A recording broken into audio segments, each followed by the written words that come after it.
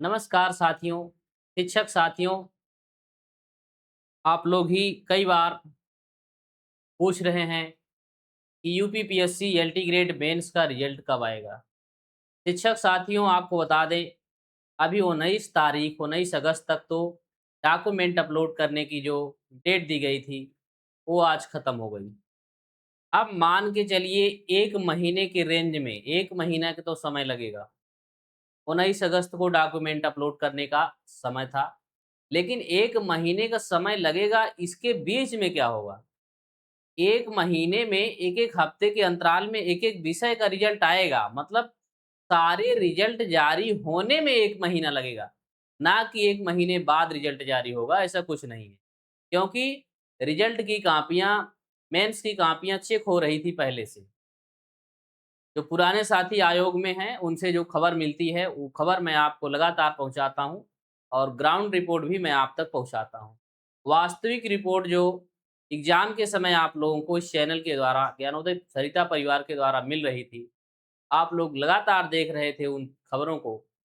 तो साथियों, आज हम लोग बात करेंगे मेंस के रिज़ल्ट पर, उसके बाद जो है मेंस के रिजल्ट पर बात करेंगे, कि रिजल्ट का कब आ रहा है, इस पर क्या खबर है, क्या कुछ खबरें निकल के आ रही, कट ऑफ पर भी जो चर्चाएँ निर्धारित हो रही हैं, उस पर बात करेंगे।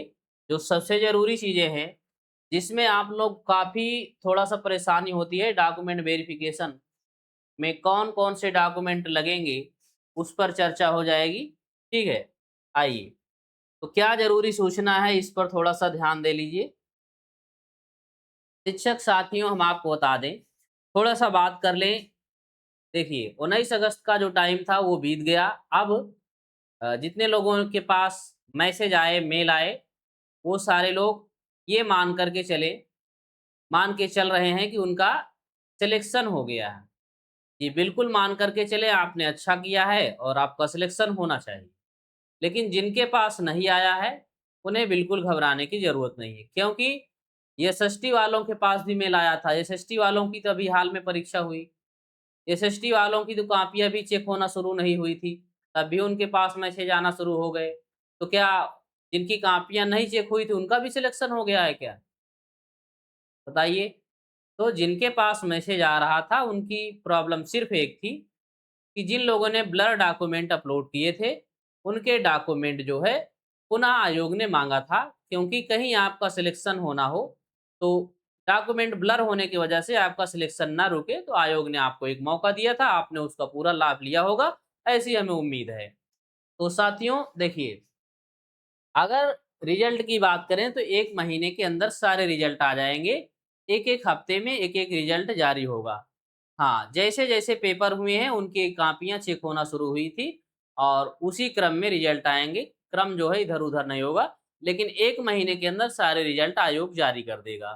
साथियों, आपको मालूम है कि उसमें 2 प्रकार के प्रश्न थे मेंस में। आप देख रहे थे कि 10 प्रश्न थे आपके, 10 प्रश्न आपके उसमें थे, जो 60 वाले थे। 60 वाले में 8 अंक का था प्रश्न, ठीक है। 8 अंक के कुल 80 प्रश्न, 80 अंक, 80 अंक के प्रश्न आपको लिखने थे। फिर 10 प्रश्न आपके जो 12 अंक के थे, 12 अंक वाले, ये 120 अंक हो गए। इन बे 120 अंक में टोटल 200 अंक बनते हैं। तो हम आपसे जब कट ऑफ की बात करेंगे, तो कट ऑफ में साथियों देखिए, जो 10 प्रश्न थे 60 वाले, 60 वाले में अच्छे से लगभग 4 प्रश्न बहुत अच्छे से किया जा सकता था। बाकी अन्य जितने प्रश्न थे, बाकी 6 प्रश्न को न जो संस्थान के बच्चे थे बता रहे थे कि उसको मैनेज करके लिखा गया। मैनेज करने का मतलब इतना थोड़ा स्पीड में लिखा गया कि ठीक-ठाक था, और 4 प्रश्न जो है बहुत अच्छे से लिखा गया। तो अगर 4 उसके बाद जो लॉन्ग में थे, लॉन्ग में भी 4 प्रश्न ही ठीक-ठाक किया जा सकता था। तो कुल 8 प्रश्न जो है बहुत अच्छे से किए गए। जो हमारे साथियों, शिक्षक साथियों, संस्थान के द्वारा मालूम चला, उसमें ये देखिए कि 8 प्रश्न बहुत अच्छे से अटेम्प्ट किया जा सकता था। उसके बाद के जितने भी प्रश्न थे, सबको मैनेज करना था स्पीडली और स्मूथली तरीके से, अच्छा कंटेंट देते हुए स्पीडली मैनेज करना था। कई अभ्यर्थी तो ऐसे मिले जिन्होंने बताया कि लगभग बीसों प्रश्न उन्होंने बहुत अच्छे से सॉल्व करा। होते हैं कुछ गॉड गिफ्टेड लोग होते हैं जो बीसों प्रश्न बहुत अच्छे से सॉल्व कर लेते हैं। लेकिन ऐसा सब नहीं कर सकते हैं। जितने लोगों ने ये देखिए 8 प्रश्न हो गए, 8 प्रश्न तो बहुत अच्छे से हुए। उसके बाद 8 प्रश्न जो है, 8 प्रश्न मैनेज करके किए गए। 8 प्रश्न कैसे किए गए? मैनेज करके किए गए। तो 16 प्रश्न जो लोग पहुँच गए लगभग 16 प्रश्न और ल मैं 8 4 प्रश्न अच्छे-अच्छे हुए। तो कुल 8 प्रश्न अच्छे वाले मतलब बहुत बढ़िया वाले, अच्छे रैंक वाले, उसके बाद 8 प्रश्न मैनेज हुए, तो कुल जो 16 प्रश्न आपने लिखा, तो इसमें आपको अंक मिलेगा, ठीक है? 8 प्रश्न में आपको अच्छा अंक मिल जाएगा, 8 प्रश्नों में आपको एवरेज अंक मिल जाएगा। एवरेज अंक मिल जाएगा। तो इससे क्या होगा आप एकदम सिलेक्शन के नज़दीक पहुँच जाएँगे। आप मेरिट में आने के लिए बिल्कुल तैयार हो जाएँगे। लेकिन शिक्षक साथियों मैं आपको बता दूँ, जितने लोगों ने 12 से 15 देखिए 12 से 15 प्रश्न किए हैं इन ये मान के चलिए कि एकदम दरवाजे पर हैं। ये मेरिट के अंदर भी जा सकते हैं और बाहर भी जा सकते हैं। लेकिन 15 प्लस प्रश्न 15 प्लस प्रश्न जितने लोगों ने किया, हम जब आपको ग्राउंड रिपोर्ट परीक्षा के समय बता रहे थे, तो अधिकतर बच्चे जो है आपको मिल रहे थे कि 12 से लेकर के 18 प्रश्नों तक उन्होंने सॉल्व किया था। 4 बच्चे हमको एक सेंटर पे मिले थे, जो बता रहे थे कि 20 के बीसों प्रश्न बहुत अच्छे से स्मूथली उन्होंने सॉल्व करा है और उनका सिलेक्शन अ, ऊपर वाला चाहेगा तो कन्फर्म है क्योंकि वो इतना कॉन्फिडेंटेड थे, कॉन्फिडेंशियली बता रहे थे कि 20 प्रश्न बहुत अच्छे से उन्होंने किया। लेकिन मैक्सिमम प्रश्न जहाँ से मेरिट बननी है, 12 से 18 प्रश्न जो है अधिकतर लोग बता रहे थे। लेकिन आप ये मान के चलिए जो लोग 15 प्रश्न नहीं पहुँच पाए, जो लोग 15 प्रश्न नहीं पहुँच पाए, मान के चलें कि उनका सिलेक्शन नहीं होगा। आपको मैं डरवा नहीं रहा हूँ, लेकिन ये असली सच्चाई है कि 15 प्रश्न के ऊपर वाले ही सिलेक्शन का जो है अ सोच सकते हैं क्योंकि 12-13 प्रश्न वालों में सिलेक्शन उन्हीं का होगा, जिन लोगों ने 12 के 12हों प्रश्न बहुत अच्छे कंटेंट के साथ दिया होगा। साथियों हम आपको बता दें कि देखिए, जो अभी थोड़ा-सा हम आपको बता दे रहे हैं। हुँ, देखिए, इसमें हम आपको कट ऑफ पर चर्चा कर ले रहे हैं साथियों देखिए, कट ऑफ पे जब आप चर्चा करोगे अ, चाहे आप फीमेल हो चाहे मेल हो, कट ऑफ में लगभग सबकी कट ऑफ वही होनी है। एवरेज कट ऑफ आपको बता दे रहे हैं। देखिए, बता दी जा रही है कट ऑफ आपको। जैसे आप जर्नल हैं, जर्नल, फिर ओबीसी आता है, ओबीसी के बाद ईडब्ल्यूएस आता है, फिर एससी आता है, फिर थोड़ा-सा और इसको कर लें।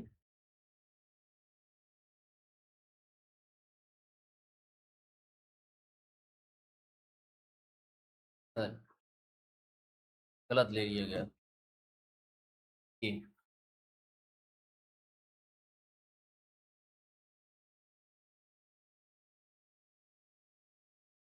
देखिए 1 मिनट का समय दें, आपको कट ऑफ पर बता दे रहे हैं। कट ऑफ जो हमारे पास खबर है, उससे मैक्सिमम आप मान चलिए कि वही आपकी अधिकतम कट ऑफ होगी, ठीक है। फिर एसटी आ जाता है आपका एसटी वाले, फिर पीडब्ल्यूईडी आ जाता है, पीएच वाले, जो दिव्यांग कैटेगरी के लोग होते हैं।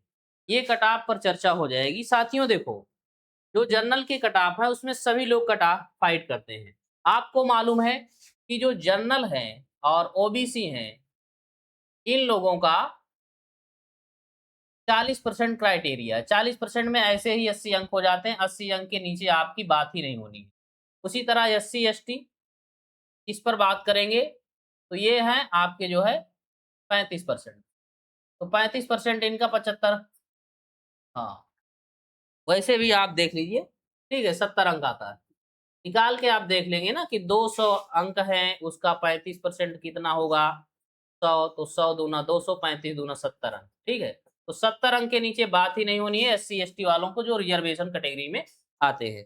तो 80 अंक तो आपको लाना ही लाना है, लेकिन जो जनरल अनरिजर्व कोटा होता है उसमें ओबीसी, ईडब्ल्यूएस, एससी का भी बच्चा फाइट करता है। तो ये आप मान के चलिए कि 90 प्लस, ठीक है, 90 प्लस आपसे कहें तो 90 से लेकर के 95 के बीच में जनरल की मेरिट रहेगी। ये जो खबर आपको मिलती है, ये खबर साथियों ग्राउंड रिपोर्ट होती है। ग्राउंड रिपोर्ट से जो चीज़ें निकल के आती हैं, वो चीज़ें आप तक पहुँचाई जाती हैं और आयोग से जो सूत्रों के द्वारा खबर मिलती है, उस पर भी जो है विशेष नज़र रखी जाती है।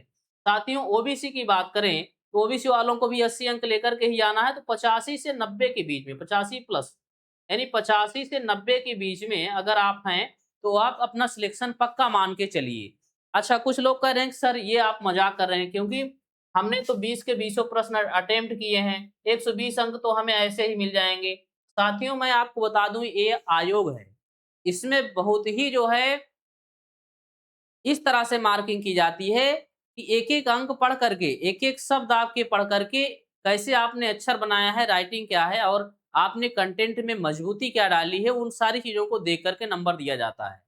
आप यकीन मानिए जब आप रिजल्ट आएगा देखेंगे तो 120 अंक तो टॉपर के होंगे। पिछली बार का आपने रिजल्ट देखा होगा मार्कशीट आई थी, उसमें 120 अंक केवल 4 बच्चों को मिला था। 120 अंक 4 125 तो केवल 1 बच्चे को मिला था, जो टॉपर था आपने देखा ही था मार्कशीट निकल के पिछली बार वाली आई थी। तो इस बात में आप कभी मत हँसी उड़ाया करिए, कि इतनी कम मेरिट जाएगी। जी हाँ, बिल्कुल यकीन मानिए इससे ज़्यादा मेरिट नहीं जाने वाली है। अगर इसके अंदर आप आ रहे हैं, तो आप अपने डॉक्यूमेंट तैयार कर लीजिए। डॉक्यूमेंट आप बिल्कुल लेके तैयार रहिए वेरिफ़िकेशन के लिए साथ में। फिर उसके बाद ईडब्ल्यूएस की बात करें तो आरक्षण का जो सबसे सही फ़ायदा है, वो आज हमें ईडब्ल्यूएस में ही मिल रहा है। तो ईडब्ल्यूएस में बात करें तो अगर आप 80 प्लस हैं 80 प्लस हैं, तो 80 नंबर तो वैसे भी आपको लेकर के आना है ईडब्ल्यूएस में हैं आप तो। 80 प्लस हैं तो आपका सिलेक्शन मान के चलिए हो जाएगा, डॉक्यूमेंट आप थोड़ा-सा तैयार करिए। क्या-क्या डॉक्यूमेंट लगेंगे इस पर भी हमने एक अभी बनाया हुआ है, उसको आपको दिखा देंगे। एससी वालों को मान के चलिए कि ये भी 75 से 73, 75 प्लस, तो 73 से लेकर के जो है सॉरी, हाँ, 75 से 80 के बीच में आप हैं, ये 73 प्लस, ठीक है? 73 प्लस ये पीडब्ल्यूडी वाले भी जो है 70 के ऊपर ही 70 प्लस, इतने अंक अगर आपके बन रहे हैं साथियों, तो आप मान के चलिए कि आपका सिलेक्शन पक्का है। जो टॉपर के हैं वो 120 अंक पहुँचेंगे। हमने बताया ना कि आप यकीन मानिए आयोग है ये, आयोग में इसी तरह मार्किंग होती है। अभी जब रिज़ल्ट आएगा तब आप देख लीजिएगा। तो साथियों हम आगे आपको बात करेंगे हाँ, जी बिल्कुल, जी, जी। जानकारी जो है आपको एकदम फैक्ट दी जाती है, ग्राउंड रिपोर्ट दी जाती है। सही कह रहे हैं आप। आगे देखो,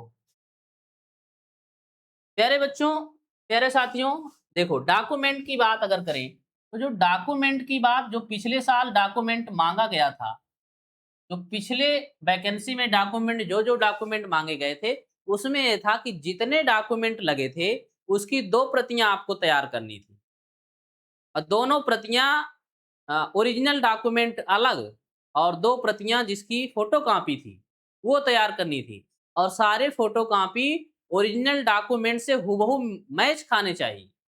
देखो, तो एकेडमिक जो है आपकी, सबसे पहले एकेडमिक आपके होने चाहिए।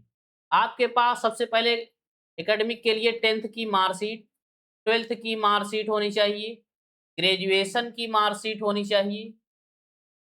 ग्रेजुएशन के बाद आपकी जो है हाँ, बीएड की मार्कशीट होनी चाहिए, पीजी आपके पास होना चाहिए, अगर पीजी आपने उसमें डाल रखा है तो पीजी की मार्कशीट आपके पास होगी, तो पीजी की मार्कशीट आप रखें साथ में। उसके बाद जो है साथियों बीएड, बीएड की मार्कशीट और इन सबकी मार्कशीट आपके पास हो, मार्कशीट हो और उसके बाद इसका सर्टिफ़िकेट भी हो, सर्टिफ़िकेट। कुछ लोगों के सर्टिफिकेट और मार्कशीट एक साथ होते हैं, एक ही में होते हैं, तो वो अपना एक ही में रखें, एक ही में रहेगा और जिनके अलग-अलग है, वो अलग-अलग लेकर के जाना है उनको। फिर उसके बाद साथियों, पहचान के लिए आधार कार्ड आपका होना चाहिए। आधार कार्ड, पैन कार्ड 2 आईडी चलता है, ठीक है? Pan card, voter ID, passbook इनमें से कोई 2 आप कर लीजिएगा, ठीक है? पासबुक